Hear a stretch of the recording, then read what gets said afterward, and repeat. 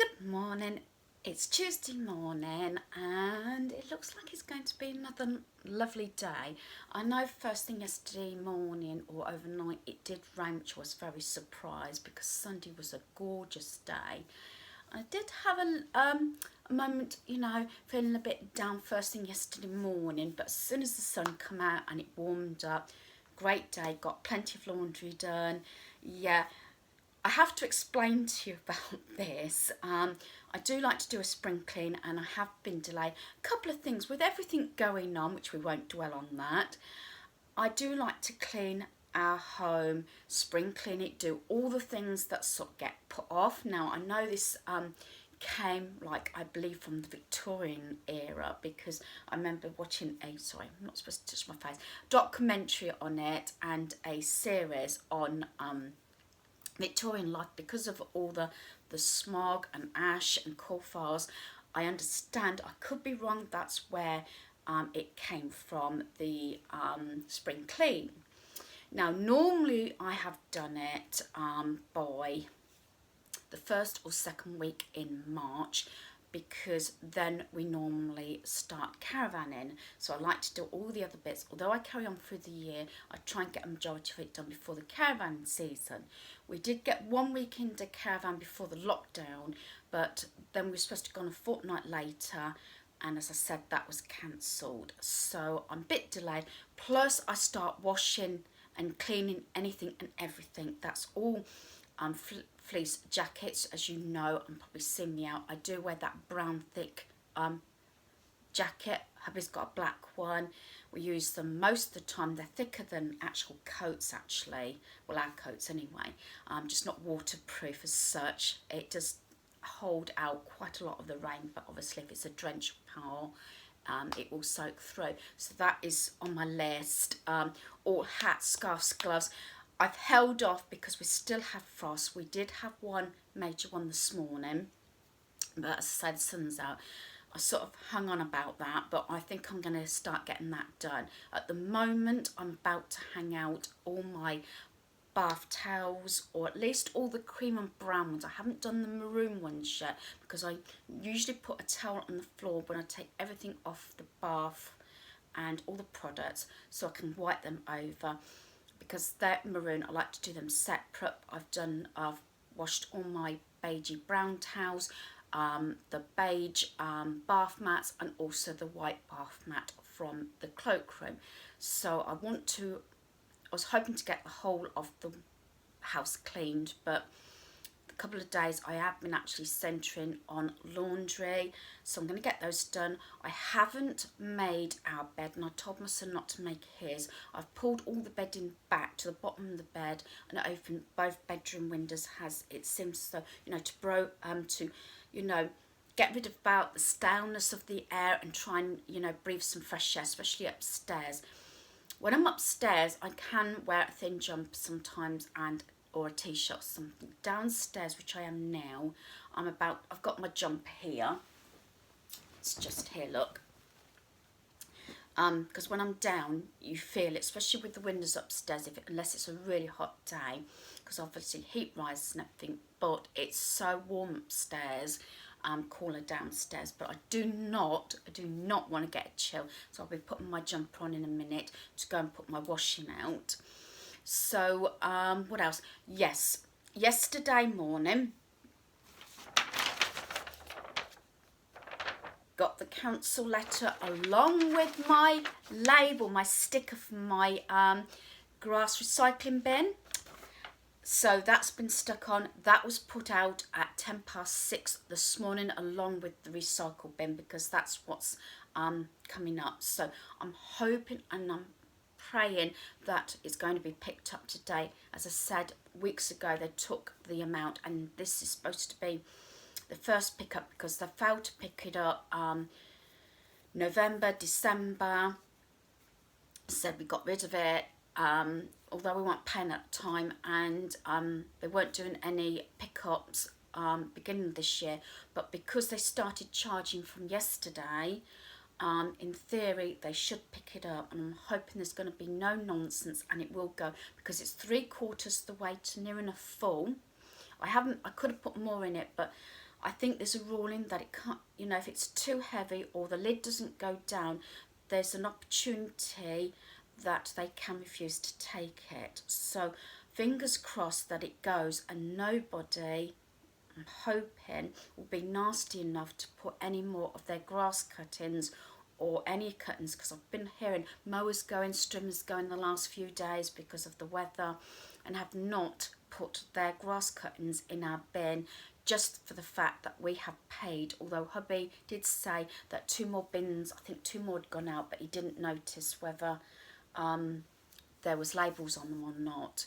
I'm not saying people are going to be like that, but when you've paid for this thing, and we've got a communal area, we are not near a road. Even the car park is set a little bit back, so we have to cart the bins from the back gate along a path and put them with the communal area. So we're not the only grass, or shall I say garden waste, I think you call it, out. But if people start putting more grass cuttings in our bin, the fear is that it either will not be taken, or if the lid's not down, they can refuse to take it. And if somebody's filled it up, it means that if they fail to pick it up this week, it's going to possibly be another 2 weeks, unless they will agree to pick it up tomorrow. I'm just being a bit negative here, which is bad because it's beautiful out. And I could be landed up with my own grass cuttings plus somebody else's garden waste. Now I'm hoping, but unfortunately I know it's bad negativity, especially everything that's going on. Over the last few years I've had problems in the area. I wouldn't say I'm snobbish. I like to feel as though I'm down to earth, but there's some people that do take advantage, and I've had it a number of times, and it's made me very sceptical, if that's the right word I'm looking for. I was always a person, positive person to a certain extent, who would jump in and help anybody out. But unfortunately, there's been certain people that have stabbed you in the back, literally, and it's hurt, or you haven't had the support when you've needed it, this sort of thing. And it's made me, you know, a bit, I don't know, not as positive as though I've got the support around our area. We were trying to help it out. I spoke to a lovely gentleman before this lockdown actually happened, before it all sort of started off. Sorry, I was about to sketch my hand.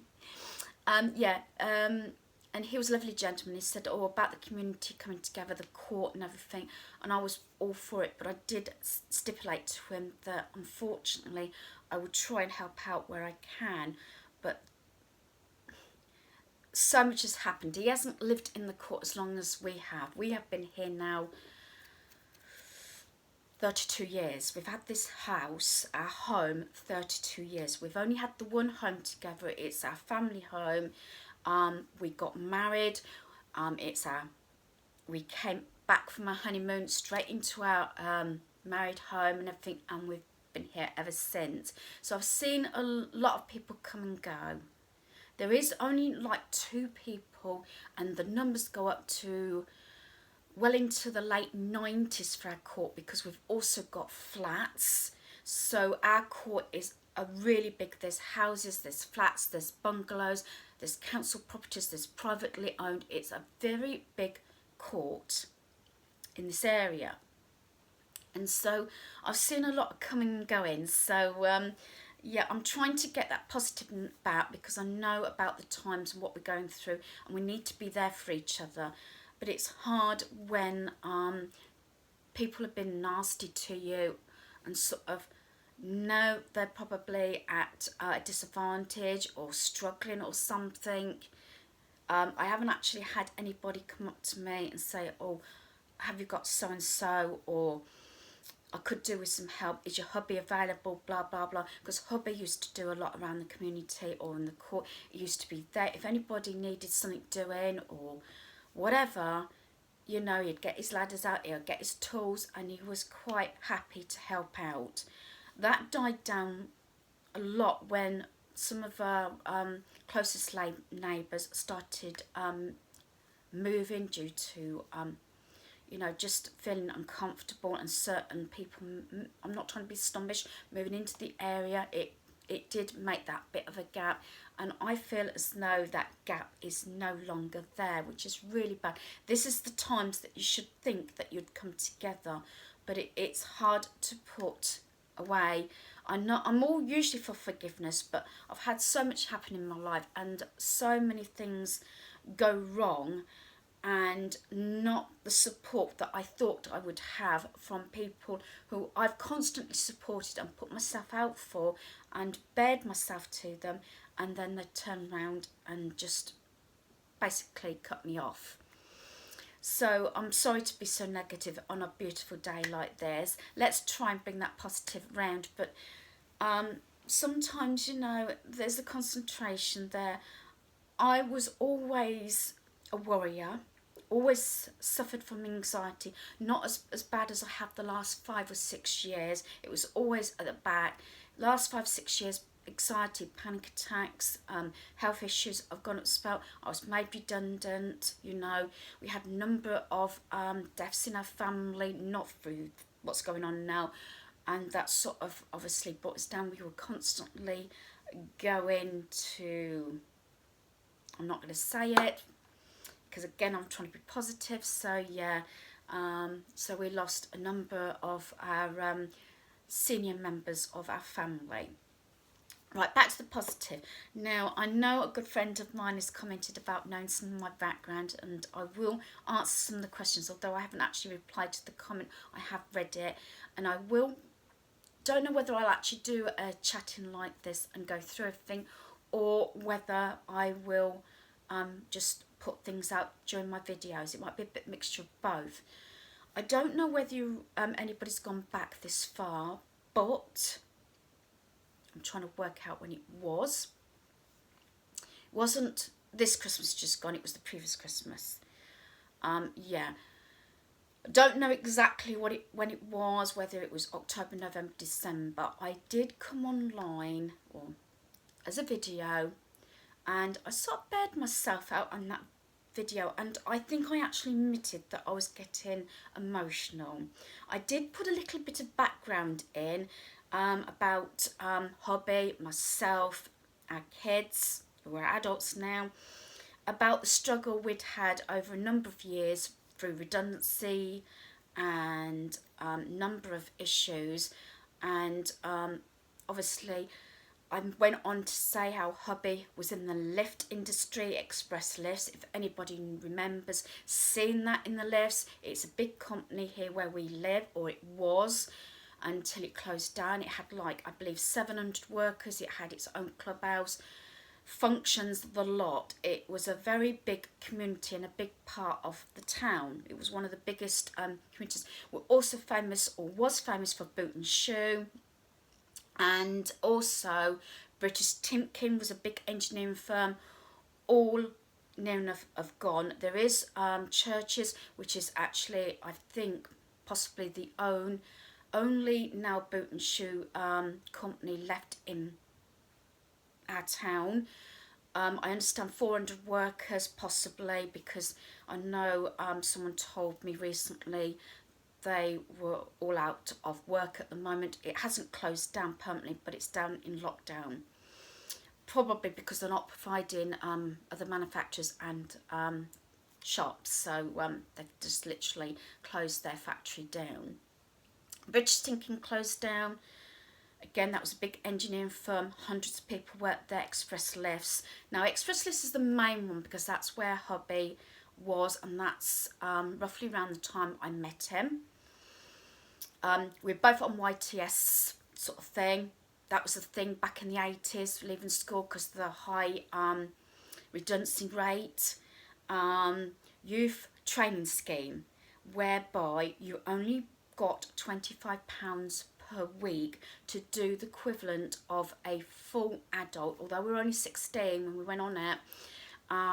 Basically, that's all we did, and yet we did a full week's wage as work as anybody else, if not sometimes more. There was a lot of hit and miss about it, mainly because like me and hubby both said to each other that it was better to go on there, get some experience, get those references. It was easier to hopefully get into the workforce if at least you were doing something. We will both, I will make a statement here. At this present time though, when we first started this YTS scheme, we didn't know each other. It's only later, a couple of years later, that we really got to know one another, but I'll go back to that maybe in a while. And yeah, and sometimes, you know, you felt as though you were put on, but we did have one day of college release from our firms that we're working for. I was at Avon Cosmetics at the time in personnel, beautiful department, and I really did get some beautiful experiences in there, and I felt as though I was part of their family. Do you know what I mean? If I could call it that. It was very nerve-wracking. There I was, a 16-year-old.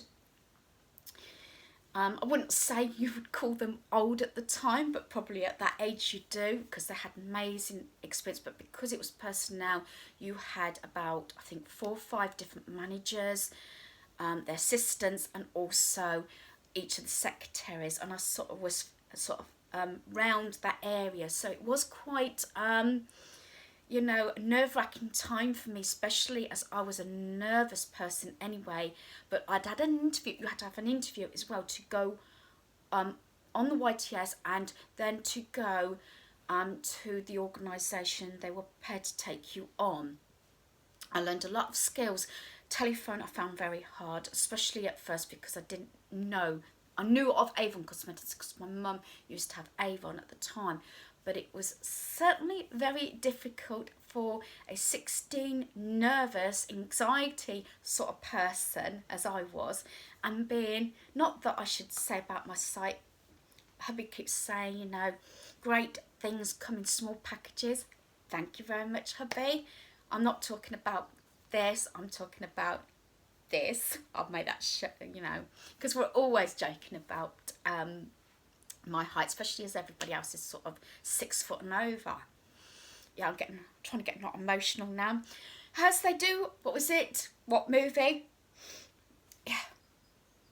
Yeah, Miss Congeniality. Yes, brilliant movie. Well, anyway, yeah. So yeah, hubby's my soulmate. I've known him since I would say, so I was 17. He was coming up to 18 when I first met him, and there was that instant sort of connection. At the time, I don't want to go into too much, but we met through someone else, and I met up with my now husband, who is Christopher, if I haven't mentioned it, which I'm sure I have, before his 18th birthday, because I was a bit nervous about going due to the fact that I didn't know anybody. It's not as though I was going with a lot of friends or anything. And anyway, you know, had an amazing time. It was a fair few months, would I say, after that. I saw him once or twice, and then I sent some photographs back to him, because he sent me some photographs of the party. Now, you have to admit, back then, we're not talking about digital cameras, we're not talking about mobile phones, none of that. It was like the long one like that, do you know what I mean? And you used to have the flashes that go up there. I haven't got a picture. If I think about it, I'll try and find a picture, you know, just for my younger viewers. And when I mean younger, I mean anybody who's probably, I don't know, do I insult anybody below 50? Might not understand. No, I'm sure you remember, you know, even if you're older than that. But anyway, or whatever. I'm getting off sidetrack and I'm mumbling, but yeah. And so he sent me some photographs, and I looked at them and sent them back. Well, anyway, I rang him up to say had he received the photographs back, and he said yes he had, and said how are you, and I said well, I said not too bad, you know. I said, he said he mentioned someone's name which I'm not going into, and I said yeah, they're okay, but we'd broken up. And he went, oh.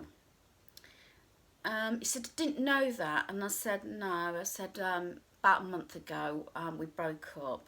But I said, I just wanted to make sure you got the photographs back. And he said to me, he says, oh, he said, if I'm not being forward, I mean, perfect gentleman, can I take you out for a drink? And I said, oh, okay then. Yeah, that's fine. He says, we can cheer each other up. And I said, yeah, because I know he was having a bad time at work at the time, you know. And I said, yeah, okay. And how's bygones be bygones? So I say he was 18 and I was just coming up to my 18th birthday, and 3 months before my 18th birthday, he actually turned around to me and said, this has made me be again forward, he said, but the connection was there, it just clicked.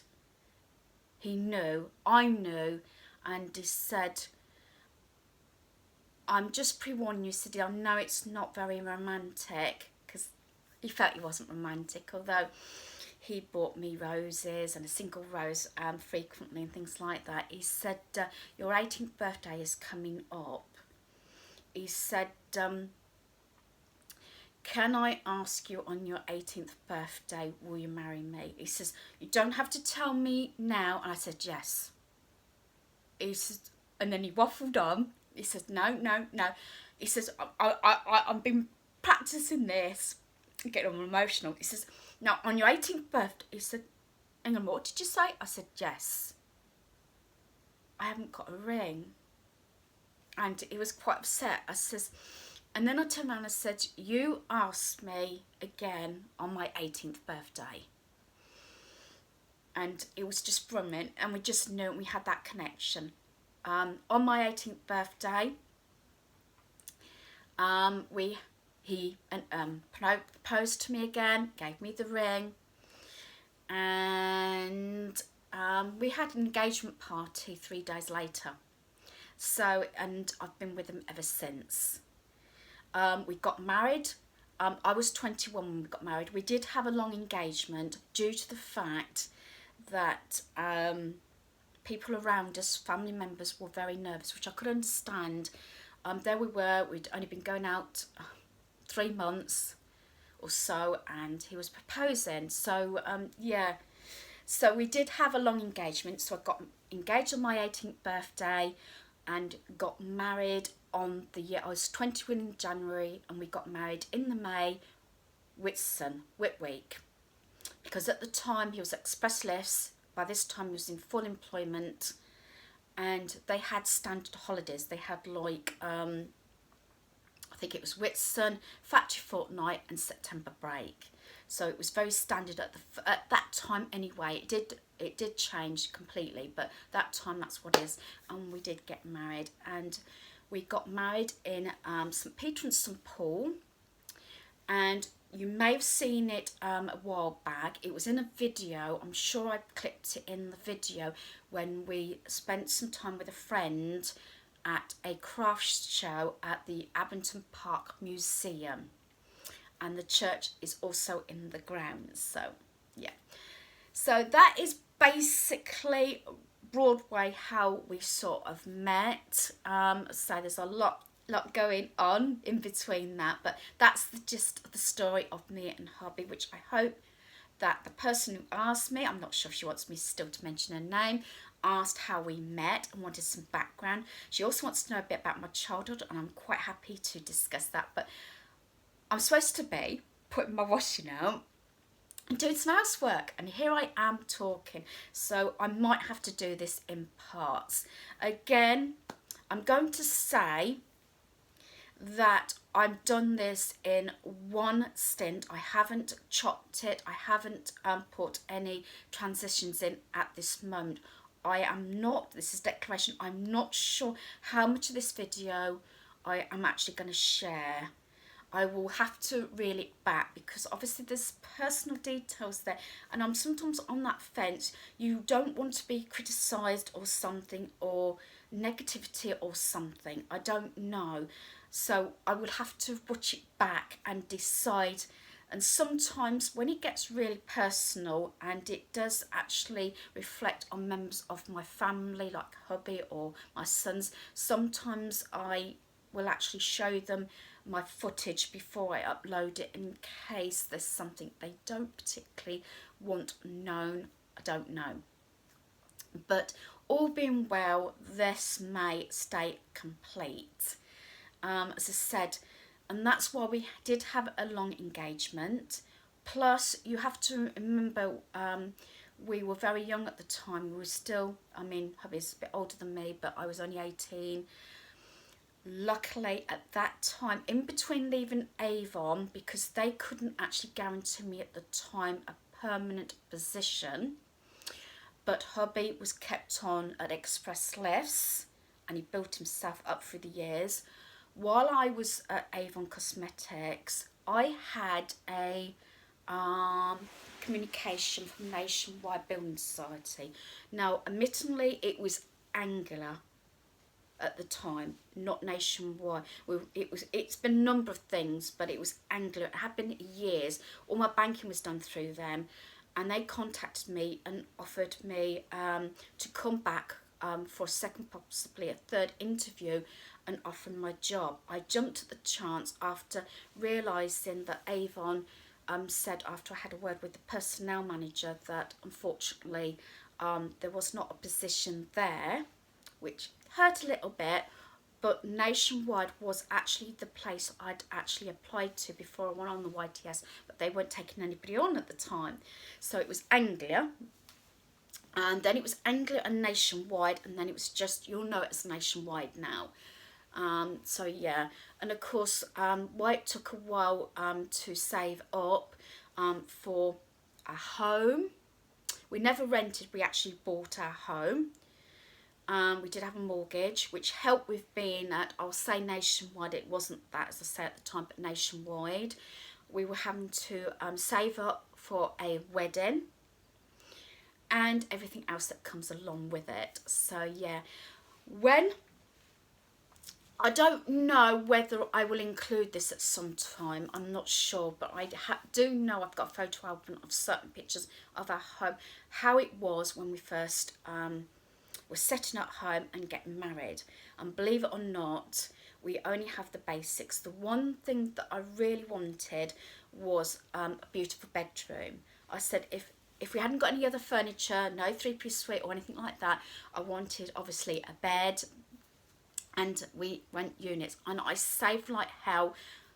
Sorry, I shouldn't have said hell. I saved like anything for that bedroom, me and hubby, for our mortgage and everything, because at the time, no, you didn't have that percentage, but we got our home just before it rocketed. We bought this home that we're in now, if I remember rightly, yeah, it must have been 1987. It was Easter time, funny enough.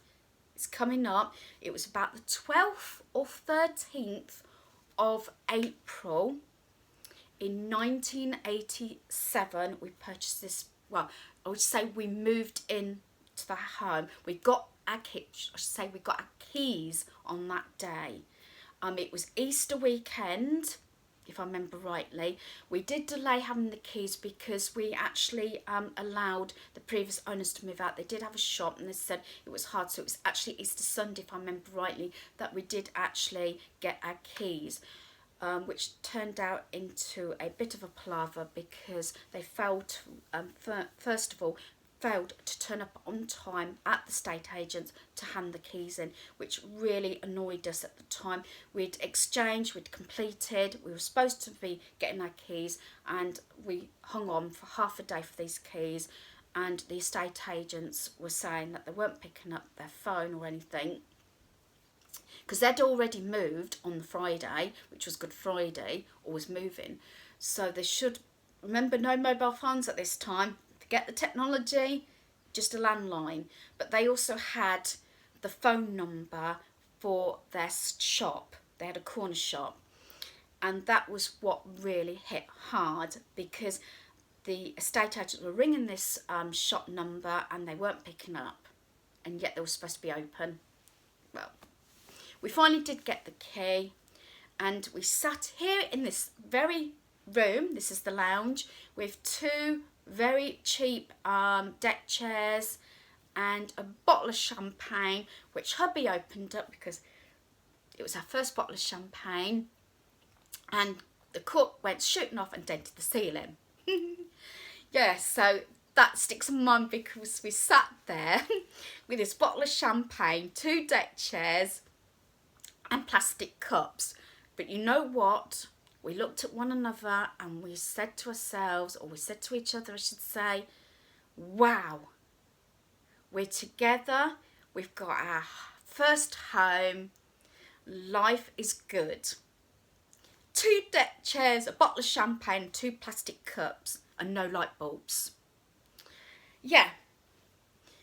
The owners, the previous owners, had taken every single light bulb. They'd left wires dangling down in our dining room, because we said, yes, you could take the, it was a downlighter, but please make sure bulbs are left, because we didn't think of it.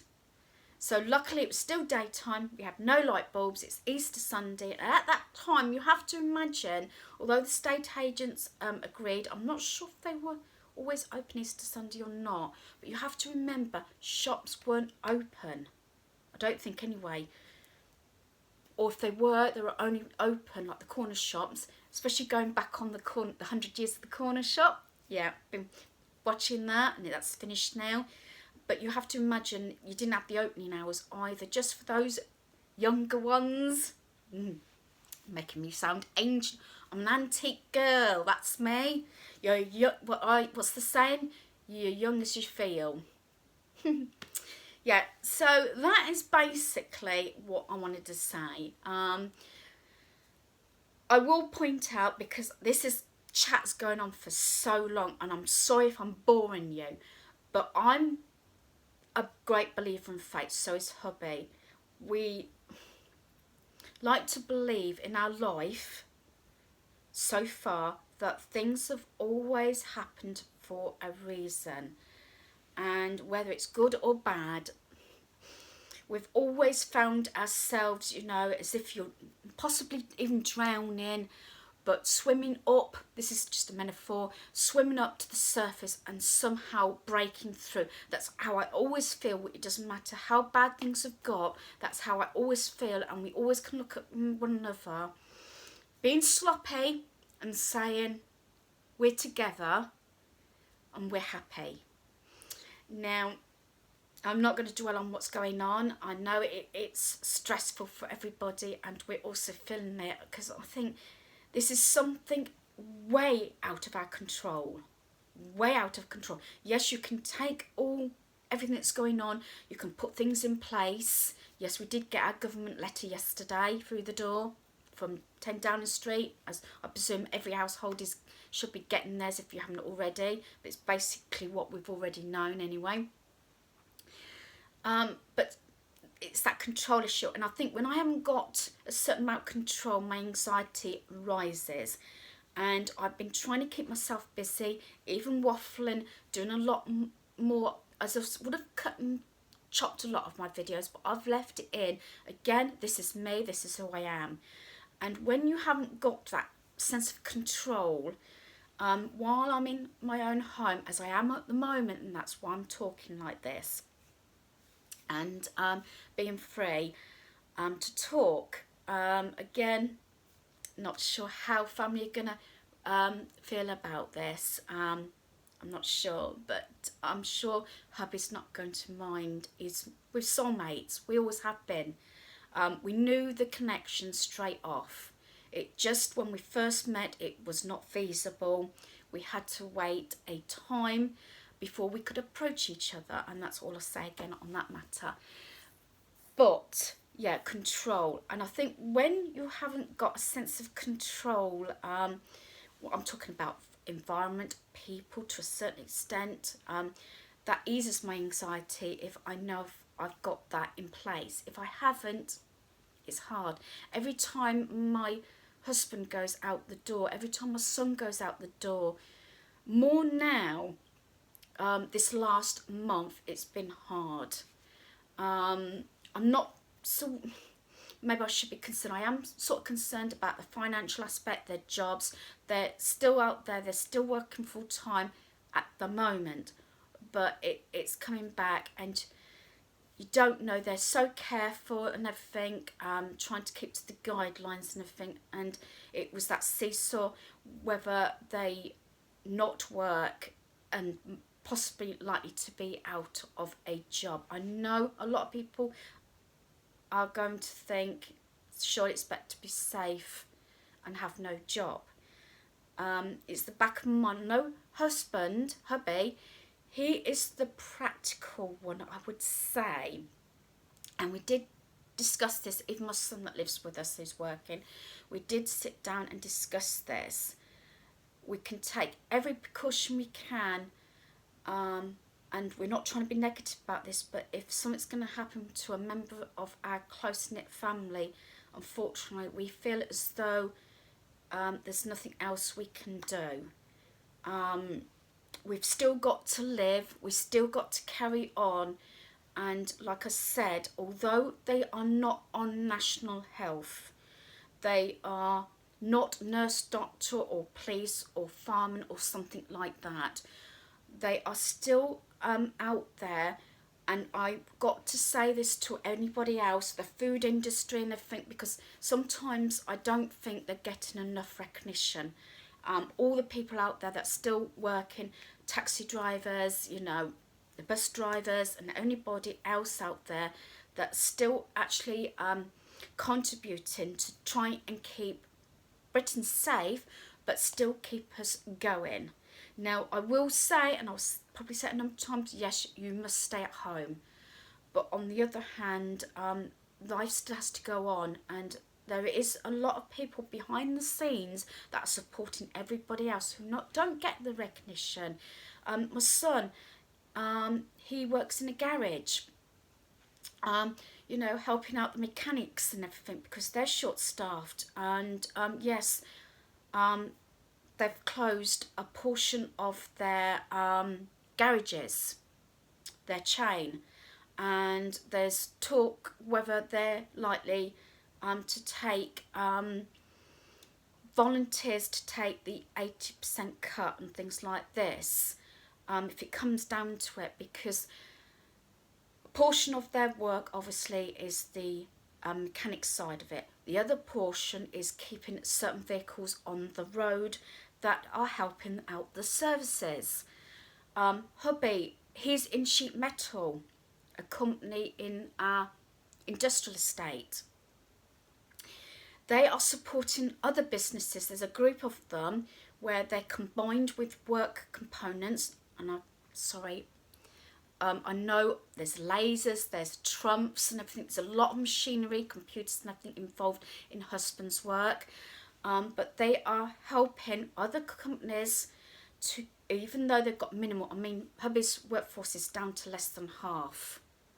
I think that's right, less than half, yes. They're sort of dwindle off now due to stuff happening at home or people at risk. I know one of them, if not two of his mates, have got children who are disabled and things like that, and partners that are at high risk. Yes, I know I'm at high risk, but it's not as though I'm got a heart condition or something like that. I know I'm diabetic, asthmatic and everything like that, but again, we're trying to be safe, because I feel as though if any more of these people drop off, it's going to have that chain reaction with the other companies as well that are providing these components for hospitals, for the national health or whatever. It's surprising how much hubby does. I know ages ago they had a contract for casings for the computer systems at a well-known airport and things like that. So yeah, a lot of different things. So yeah, think, I'm sorry, I really don't know whether I should be cutting this down or not, because I'm getting a bit carried away, but I'm just trying to say why my hubby and my son both are saying that if more people drop out, then it's not going to be that support for other companies that are providing that support for behind the scenes for national health, the hospital, the food industry, anything like that. Then things could go really downside. On the positive side, I don't watch. Oh God, what's my knee? Did anybody hear my knee crack? Oh God, you're as old as you feel. Yeah, I'm ancient. I'm antique. Yeah, what was I saying? Yeah, I'm hoping that things are going to get better. I'm hoping. And I'm hoping to come out the end of this. I've maybe learnt something positive come out of it. As I said, I have been going back to the neighbourhood. Now, don't get me wrong. There is certain people that I didn't have this, might have said good morning, hello, you know, and before it really got major lockdown, I did start, and people were coming up to me and sort of talking, you know, and saying, oh, isn't it bad, you know. This is before all this came in about staying 6 feet away and the major lockdown. People were talking, even though they were keeping a certain distance, you know, and it wasn't just, how are you doing? Oh, I saw your granddaughter. Oh, was that your other son? Oh, I often see him around, you know, and all this. This is before the lockdown. Let me keep saying that this is before the lockdown. I haven't seen our granddaughter now in, is it 5 or 6 weeks? I'm not sure now how long it's been. It seems ages now. But I did see her on FaceTime on Saturday. Oh, we had a scream. There was my eldest son with the phone, you know, following her around and, of course, trying to keep a track of her. And she was gabbling on, and I could gather a lot of what she was saying, but she was trying to make me a cup of tea in her little mini kitchen at home. And she was, although I couldn't see it, and her Daddy told her to move it back, she was showing me all her crayons and all her pictures and the pictures she's done for me and Grandpa and things like that, and Uncle Daniel, my son that lives with us. And she says, Uncle Daniel, because he was in the background and, you know, going like this. And it was just hard, obviously, trying to all get into that phone. I mean, my phone is bigger. I've got the iPhone 6 Plus. Hers, I think, is a bit smaller. But we had a great time. She was trying to make cups of tea and that. And then she wanted me to watch Paddington Bear with her. I'm trying not to get emotional here. So I think I'm going to have to shut this off in a minute, because I am. And she was showing me her DVD, and she was trying to put the Paddington on. And she says, Grandma, Paddington Bear. And I said, you watch it with Mummy and Daddy. I'm going to have to cut this off because, yeah, I'm feeling it. But hope you've enjoyed this video. Thanks for watching. Ta-ra!